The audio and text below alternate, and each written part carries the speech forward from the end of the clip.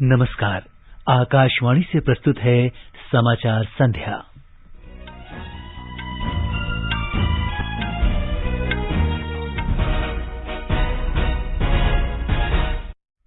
प्रधानमंत्री नरेंद्र मोदी ने महाराष्ट्र में 2 प्रमुख राजमार्गों को 4 लेन करने की आधारशिला रखी। पंढरपुर की आवाजाही बढ़ाने के लिए कई सड़क परियोजनाओं को राष्ट्र को समर्पित किया। राष्ट्रपति रामनाथ कोविंद ने वर्ष 2020 के लिए पद्म पुरस्कार प्रदान किए। पूर्व केंद्रीय मंत्री अरुण जेटली, सुषमा स्वराज और जॉर्ज फर्नांडीज को मरणोपरांत पद्म विभूषण, शास्त्रीय संगीत गायक पंडित छन्नू लाल मिश्र और मुक्केबाज MC मैरी कॉम को भी पद्म विभूषण दिया गया। राष्ट्रव्यापी टीकाकरण अभियान के अंतर्गत अब तक 108 करोड़ 51 लाख से अधिक कोविड रोधी टीके लगाए गए। स्वस्थ होने की दर 98.24%। तमिलनाडु में तेज बारिश से जनजीवन अस्त व्यस्त, प्रभावित क्षेत्रों में NDRF की टीमें तैनात। राष्ट्रपति रामनाथ कोविंद बृहस्पतिवार को राज्यपाल और उपराज्यपालों के 91वें सम्मेलन की अध्यक्षता करेंगे। दिल्ली की एक अदालत ने उपहार सिनेमा अग्निकांड मामले में सबूतों से छेड़छाड़ करने के आरोप में रियल एस्टेट व्यापारी सुशील और गोपाल अंसल को 7 साल की सजा सुनाई। देश के विभिन्न हिस्सों में 4 दिन चलने वाला छठ पर्व आज से शुरू। पूर्ण रूप से टीकाकरण करा चुके लोगों को अमेरिका में हवाई यात्रा और आवाजाही की अनुमति। और 2020 क्रिकेट विश्व कप में नामीबिया के साथ मैच में भारत टॉस जीतकर पहले गेंदबाजी कर रहा है। समाचार संध्या में पूनम मलकानिया के साथ मैं सिद्धार्थ सिंह। देश ने कोविड टीकाकरण अभियान के अंतर्गत 100 करोड़ से अधिक टीके लगाने का लक्ष्य हासिल कर इतिहास रच दिया है। इस महत्वपूर्ण कार्य में योगदान करने वाले चिकित्सकों, नर्सों और अन्य स्वास्थ्यकर्मियों का आकाशवाणी अभिनंदन करता है। इसके साथ ही हम आपको सतर्क भी करना चाहते हैं कि कोविड अभी समाप्त नहीं हुआ है। आप सभी से हमारी अपील है कि यथाशीघ्र दोनों टीके लगवाएं और अन्य लोगों को भी टीके लगवाने के लिए प्रेरित करें। त्योहारों के समय कृपया इन 3 आसान उपायों का पालन अवश्य करें। मास्क पहनें, 2 गज की सुरक्षित दूरी बनाए रखें, हाथ और चेहरा साफ रखें। कोविड से संबंधित किसी भी जानकारी और मार्गदर्शन के लिए राष्ट्रीय हेल्पलाइन नंबर 01123978046 और 1075 पर संपर्क करें। और अब समाचार विस्तार से। प्रधानमंत्री नरेंद्र मोदी ने कहा है कि सबका साथ, सबका विकास, सबका विश्वास का मंत्र भगवान विट्ठल के उपदेशों से प्रेरित है और भगवान विट्ठल ने उन्हें अन्य भक्तों से जोड़ा है। महाराष्ट्र के पंढरपुर में कई सड़कों की आधारशिला रखते हुए प्रधानमंत्री ने कहा कि इन परियोजनाओं का उद्देश्य श्रद्धालुओं के लिए पंढरपुर तक की यात्रा आसान बनाना है। आज यहाँ श्री संत ज्ञानेश्वर महाराज पालकी मार्ग और संत तुकाराम महाराज पालकी मार्ग, इसका शिलान्यास हुआ है। श्रीमंत ज्ञानेश्वर महाराज पालकी मार्ग का निर्माण 5 चरणों में होगा और संत तुकाराम महाराज पालकी मार्ग का निर्माण 3 चरणों में पूरा किया जाएगा। इन सभी चरणों में 350 किलोमीटर से ज्यादा लंबाई के हाईवे बनेंगे और इस पर 11,000 करोड़ रुपए से अधिक का खर्च किया जाएगा। इसके सबसे खास बात यह है कि इन हाईवे के दोनों तरफ पालकी यात्रा के लिए, पैदल चलने वाले श्रद्धालुओं के लिए, वारकरियों के लिए विशेष मार्ग बनाए जाएंगे। प्रधानमंत्री ने कहा कि आदि शंकराचार्य के अनुसार भगवान विट्ठल प्रसन्नता के प्रतीक हैं और पंढरपुर आनंद की भूमि है।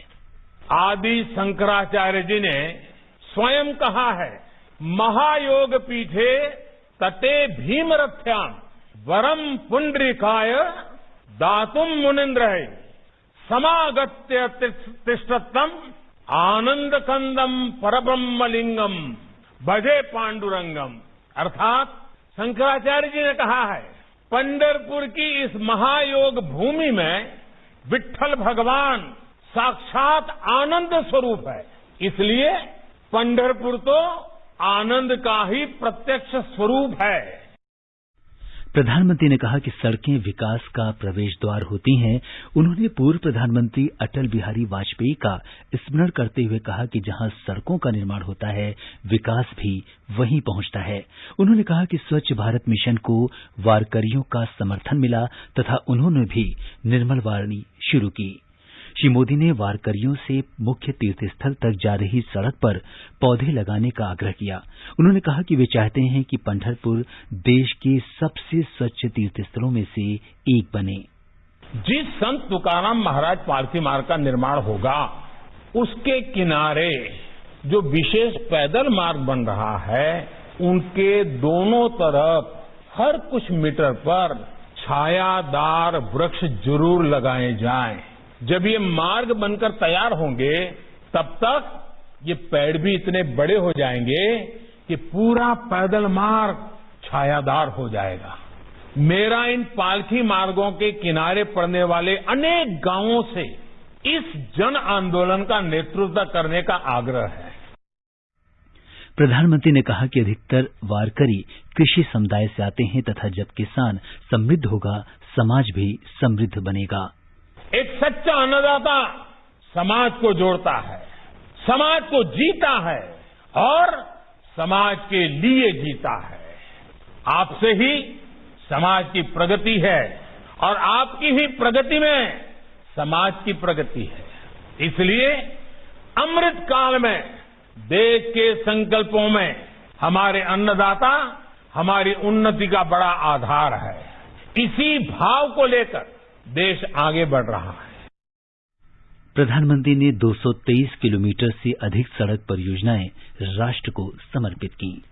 हमारे संवाददाता ने बताया है कि पंढरपुर और आसपास के क्षेत्र में बुनियादी ढांचे में सुधार से महाराष्ट्र के लाखों श्रद्धालुओं को फायदा होगा और पंढरपुर जाने वालों के लिए वार्षिक तीर्थ यात्रा सुनिश्चित हो जाएगी।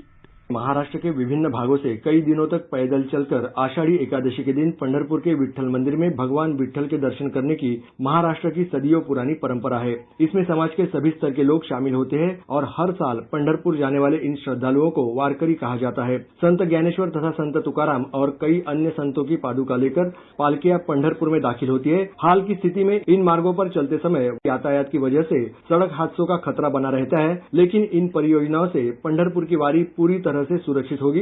वहीं दूसरी ओर निजी तथा सार्वजनिक वाहनों से पंढरपुर जाने वाले यात्रियों को बेहतर रास्तों के कारण सुरक्षित और आरामदायी सफर का लाभ मिलेगा। शैलेश पाटिल, आकाशवाणी समाचार, मुंबई।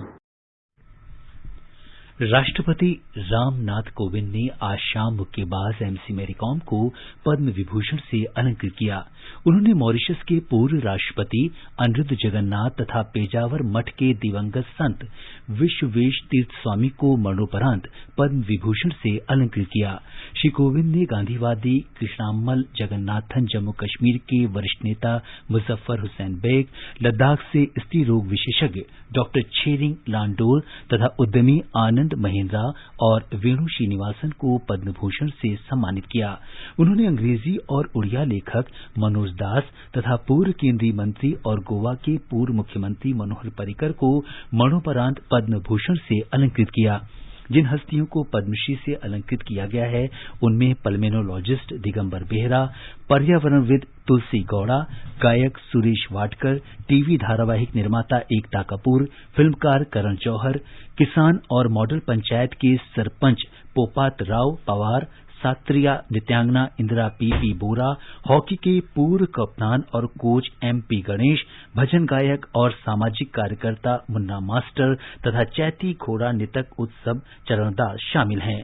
भोपाल गैस पीड़ित महिला उद्योग संगठन के संयोजक अब्दुल जब्बार को मरणोपरांत पद्मश्री से अलंकृत किया गया। श्री कोविंद ने पूर्व केंद्रीय मंत्रियों अरुण जेटली, जॉर्ज फर्नांडीज तथा सुषमा स्वराज को मरणोपरांत तथा शास्त्रीय गायक पंडित छन्नू लाल मिश्र को आज सुबह पद्म विभूषण से अलंकृत किया।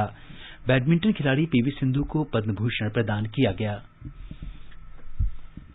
महिला हॉकी टीम की कप्तान रानी रामपाल, गायक अदनान सामी, आईसीएमआर के पूर्व प्रमुख वैज्ञानिक डॉक्टर रमन गंगा खेड़कर, अभिनेत्री कंगना रनौत तथा जानी मानी रंगमंच और टेलीविजन कलाकार को पद्मश्री से अलंकृत किया गया, जिसमें सरिता जोशी शामिल हैं। प्रधानमंत्री नरेंद्र मोदी ने पद्म पुरस्कारों से अलंकृत सभी लोगों को बधाई दी है।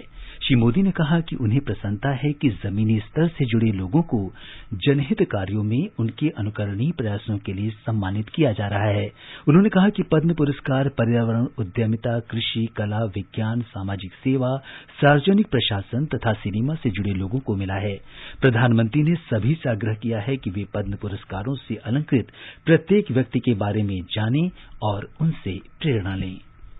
राष्ट्रीय टीकाकरण अभियान के तहत अब तक 108 करोड़ 51 लाख से अधिक कोविड रोधी टीके लगाए जा चुके हैं। इस बीच कल 11,451 नए रोगियों की पुष्टि हुई है। स्वास्थ्य मंत्रालय के अनुसार देश में स्वस्थ होने की दर 98.24% है। कल 13,200 से अधिक रोगी स्वस्थ हुए हैं। अब तक कुल 3 करोड़ 37 लाख 63 हजार से अधिक लोग संक्रमण मुक्त हो चुके हैं। अभी 1,42,826 से अधिक रोगियों का इलाज चल रहा है। अब तक 61 करोड़ 60 लाख से अधिक कोविड जांच की जा चुकी हैं। हिमाचल प्रदेश सरकार ने बुधवार से कक्षा 3 से 7 तक स्कूल फिर से खोलने का फैसला किया है। पहली और दूसरी कक्षाएं 15 नवंबर से शुरू की जाएंगी। सभी स्कूलों में सुरक्षा के मानदंडों का पालन सुनिश्चित किया जाएगा। राज्य सरकार ने बसों को भी पूरी क्षमता के साथ चलाने का निर्णय लिया है। अमेरिका जाने वाले हवाई यात्रियों के लिए आज से कोविड रोधी पूर्ण टीकाकरण का प्रमाण पत्र अनिवार्य कर दिया गया है। यात्रियों को केवल सीमित अपवादों को छोड़कर अमेरिका के लिए उड़ान भरने से पहले टीकाकरण का प्रमाण दिखाना आवश्यक होगा। अमेरिका ने इसे food and drug administration (FDA) और विश्व स्वास्थ्य संगठन की आपात उपयोग सूची में शामिल टीकों को स्वीकृति दी है।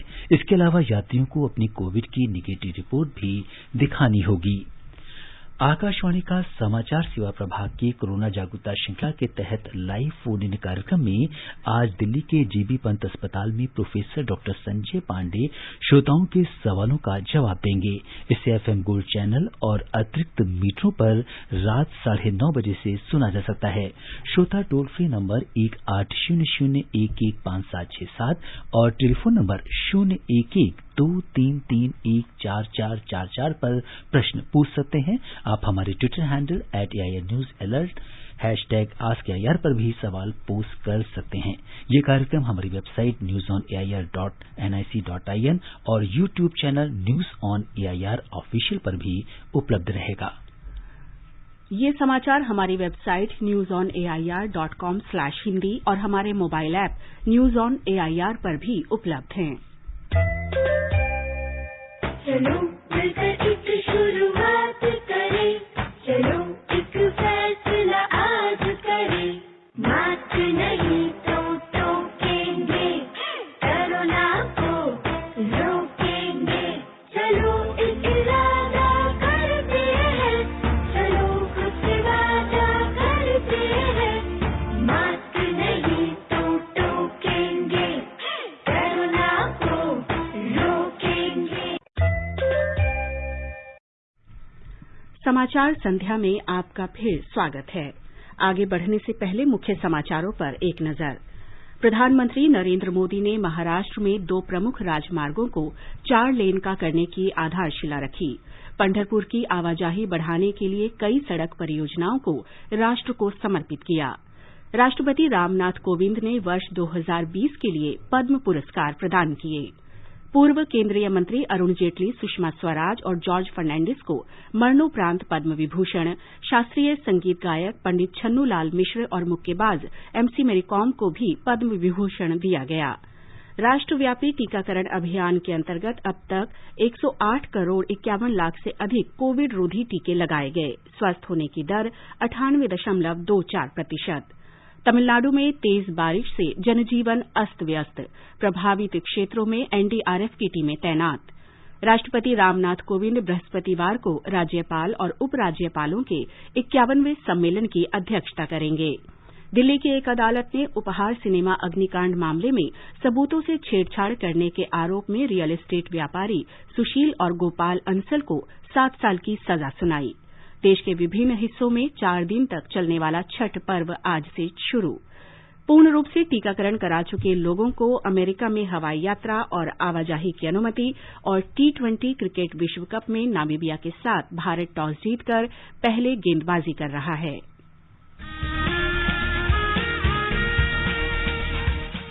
भारत के स्वतंत्रता संग्राम में अनगिनत स्वतंत्रता सेनानियों ने अपने प्राणों की आहुति दी। कुछ इतिहास में अमर हो गए और कई गुमनाम। आजादी के अमृत महोत्सव के अंतर्गत 75 कड़ियों की श्रृंखला में हम उन वीरांगनाओं की बात करेंगे जिनका योगदान कभी भुलाया नहीं जा सकता। प्रत्येक मंगलवार परिक्रमा में सुनिए अपराजिता, देश की वीरांगनाओं को आकाशवाणी का सादर नमन।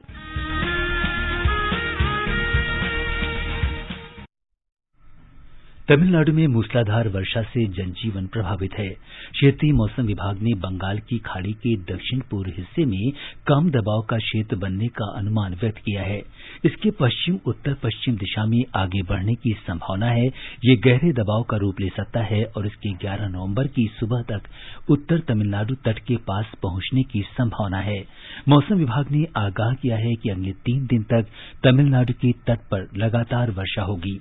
इस बीच राज्य के उत्तरी जिलों में जलाशयों, झीलों, तालाबों में पानी का स्तर बढ़ रहा है। राज्य सरकार इससे निपटने के लिए कदम उठा रही है। जलाशयों से पानी छोड़ना शुरू कर दिया गया है।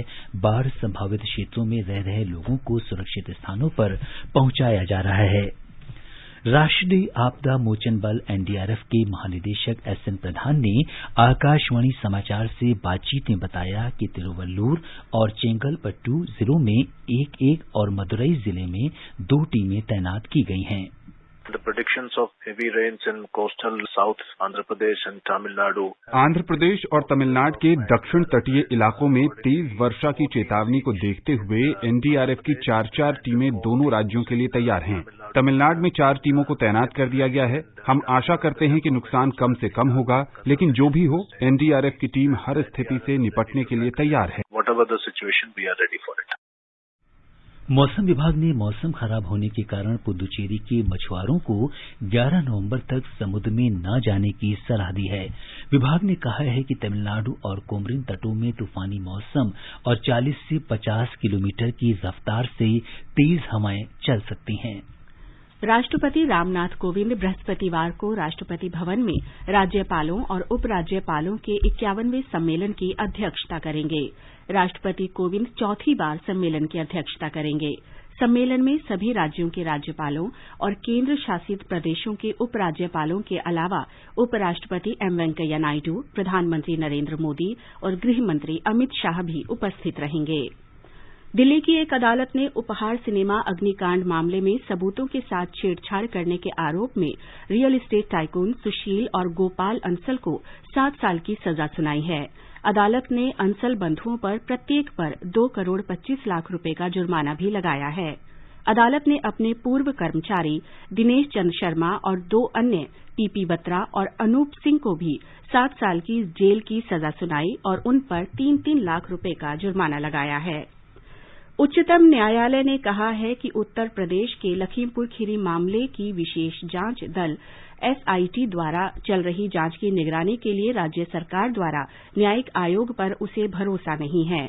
उत्तर प्रदेश सरकार ने मामले की जांच की निगरानी के लिए 1 सदस्यीय आयोग गठित किया है। इलाहाबाद उच्च न्यायालय के सेवानिवृत्त न्यायाधीश प्रदीप कुमार श्रीवास्तव इसकी निगरानी करेंगे। उच्चतम न्यायालय ने कहा कि जांच आयोग में अन्य राज्य के उच्च न्यायालय के न्यायाधीश को शामिल किया जाना चाहिए। उन्होंने आयोग में पंजाब उच्च न्यायालय के सेवानिवृत्त न्यायाधीश राकेश कुमार जैन या हरियाणा उच्च न्यायालय के सेवानिवृत्त न्यायाधीश रंजीत सिंह की नियुक्ति का सुझाव दिया। न्यायालय ने कहा है कि इस मामले में दर्ज तीनों एफआईआर की जांच स्वतंत्र रूप से होनी चाहिए और एक मामले के सबूतों का उपयोग दूसरी घटना के आरोपियों को बचाने के लिए नहीं किया जाना चाहिए। वाणिज्य और उद्योग मंत्री पीयूष गोयल ने आज logistic ease across different states LEADS report 2021 का तीसरा संस्करण जारी किया।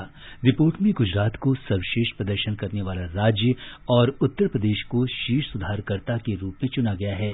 श्री गोयल ने कहा कि कुछ राज्यों ने अपनी रैंकिंग में छलांग लगाई है और उत्तर प्रदेश 7 पायदान आगे बढ़ गया है। उन्होंने कहा कि उत्तर प्रदेश में बुनियादी ढांचे की गुणवत्ता में सुधार के लिए किए गए प्रयासों को दर्शाता है। विद्युत मंत्रालय ने कहा है कि सरकार के बहुआयामी तथा समग्र प्रयासों के कारण पिछले 3 साल में बिजली की कमी लगभग समाप्त हो रही है। मंत्रालय के अनुसार 2007-8 में भारत में बिजली की किल्लत काफी अधिक 16.6% तथा 2011-12 में 10.6% थी। 2020-21 में बिजली की कमी घटकर 0.4%, 2019-20 में 0.7% रही। आजादी का अमृत महोत्सव के अंतर्गत आइए अब सुनते हैं आकाशवाणी की विशेष प्रस्तुति आजादी का सफर। आजादी का अमृत महोत्सव।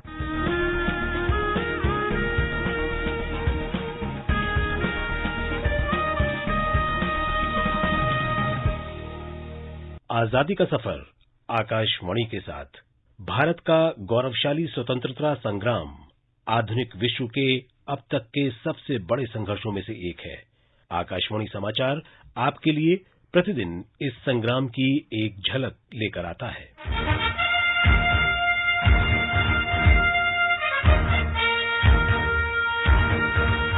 8 नवंबर 1966 एक असाधारण महिला स्वतंत्रता सेनानी रामेश्वरी नेहरू की पुण्यतिथि है। माताजी कहकर पुकारे जाने वाली रामेश्वरी ने महिलाओं को जागरूक करने में महत्वपूर्ण भूमिका निभाई और भारत में महिला आंदोलन के इतिहास में अमिट छाप छोड़ी।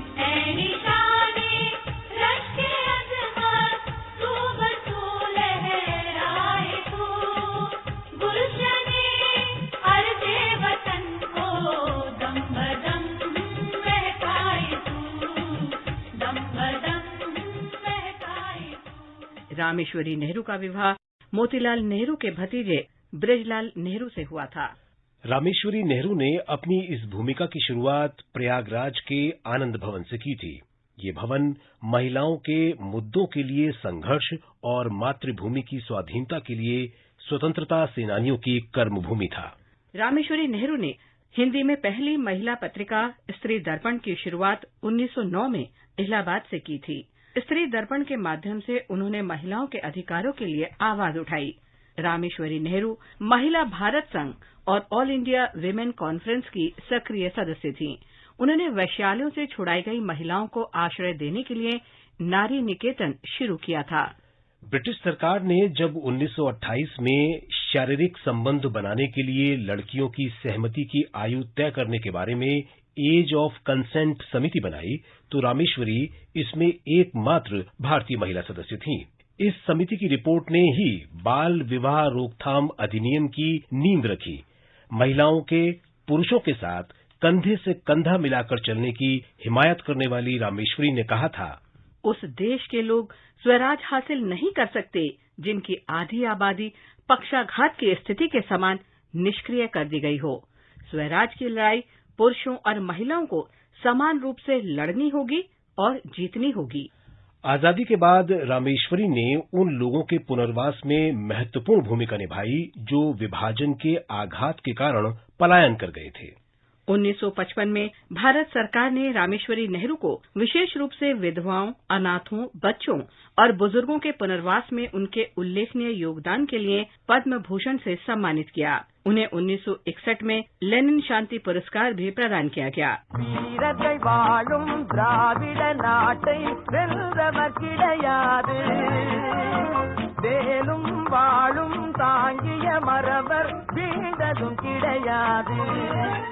आज हम तमिलनाडु के मारुथु बंधुओं की भी चर्चा करेंगे। पेरिया मारुथु और चिन्ना मारुथु का जन्म मोक्का पलनीसामी थेवर और पूनथा के घर हुआ था। इनके पिता मोक्का पलनीसामी थेवर शिवगंगा साम्राज्य के दूसरे राजा बने थे, लेकिन मारुथु बंधु अधिक समय तक महल में नहीं रह पाए। ये दोनों 20 साल की आयु ही पार कर पाए थे कि आरकोट के नवाब ने ईस्ट इंडिया कंपनी के सैनिकों के साथ मिलकर राजा और रानी को मार डाला। मारुथु बंधु बच निकले, लेकिन कई वर्षों बाद वापस आए और भीषण युद्ध के बाद किले पर फिर दावा किया।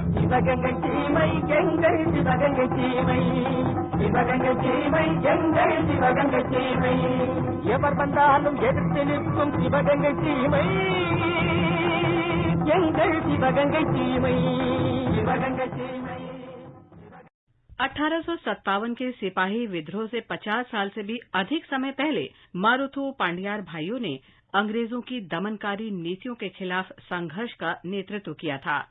16 जून 1801 को इन्होंने तिरुचि किले से स्वतंत्रता की घोषणा जारी की और सभी जातियों तथा समुदाय के लोगों को यूरोपीय वर्चस्व के खिलाफ लड़ाई में एकजुट होने का आह्वान किया। उन्होंने ईस्ट इंडिया कंपनी पर ताबड़तोड़ हमले किए तो कंपनी ने अपना विशाल बल भेजकर दोनों भाइयों को पकड़ लिया और उनके सैकड़ों समर्थकों को मार डाला। 24 अक्टूबर 1801 को पेरिया मारुथु और चिन्ना मारुथु को दक्षिणी तमिलनाडु के तिरुपुथुर किले में सार्वजनिक रूप से फांसी दे दी गई थी। उनके साथ उनके सभी साथी विद्रोहियों, सेनापतियों, सेवकों, उनके बेटों और यहां तक कि उनके पोतों को भी फांसी के फंदे पर लटका दिया गया। लगभग 500 लोगों को फांसी दी गई थी। इस सामूहिक फांसी के साथ ब्रिटिश ईस्ट इंडिया कंपनी और उसके सहयोगियों ने भारत के दक्षिणी राज्यों के उस भीषण विद्रोह को दबाने में सफलता हासिल की, जिसका इतिहास की पाठ्य पुस्तकों में बमुश्किल उल्लेख मिलता है। मारुथु बंधु वायुगति विज्ञान में माहिर थे। उन्होंने भाले और वालारी के कई रूपों का भी आविष्कार किया। मारुथु बंधुओं ने उपनिवेशवाद के प्रारंभिक चरण के दौरान भारत में गुरिल्ला युद्ध रणनीति की भी शुरुआत की।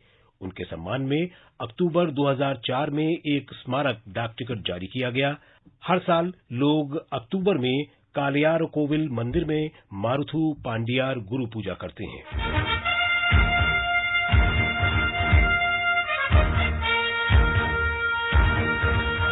इसके साथ ही आजादी का सफर आकाशवाणी समाचार के संग श्रृंखला का ये अंक समाप्त होता है। मिलते हैं कल अगली कड़ी में।